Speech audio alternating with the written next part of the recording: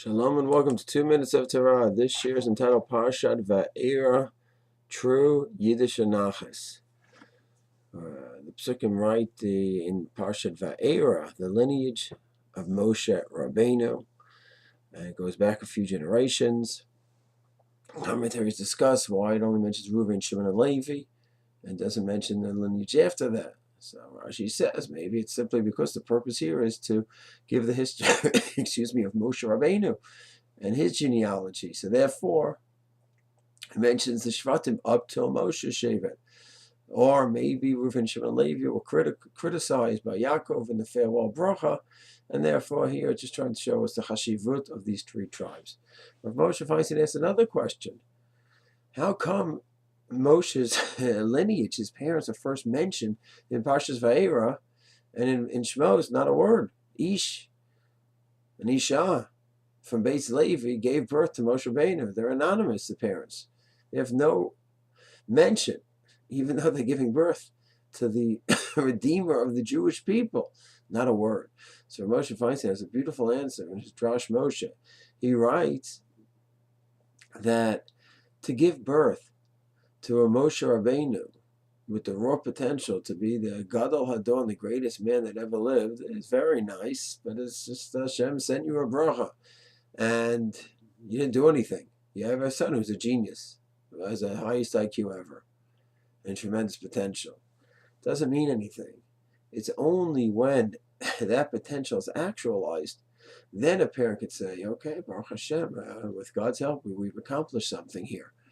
So only in Va'aira, when Aaron, Moshe, Miriam developed, each one in their own very, very special, unique way, then the parents, with their names, can emerge.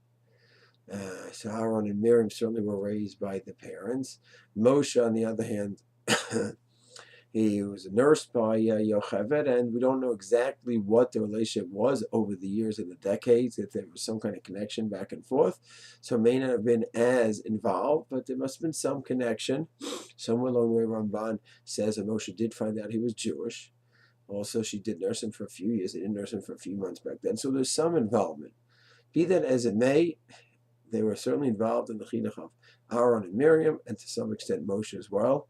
And only when these three children had such accomplishments, then can there be Yiddishe Nachas, like, wow, we, the parents, have helped these children reach their potential.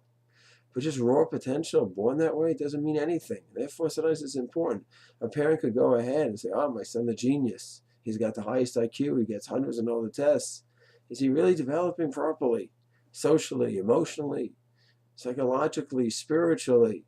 So yes, he's saying it's hundreds and everything. And yes, he's a genius. Yes, he doesn't have to work. Is that what satisfies the parent? Or no? My son has tremendous potential in so many areas, and it's really being actualized. Whether he has a high IQ, low IQ, he's good with the chevra, he's not good with the chevra. He's a bookworm, he's not a bookworm. Each one has his or her gifts that Hashem has given. But those raw gifts, without being channeled and developed into proper and to halacha l'maaseh, it's really actualized. So there should be no room for Yiddishe Nachas. He's born with certain qualities. That's it. That was Hashem's gift.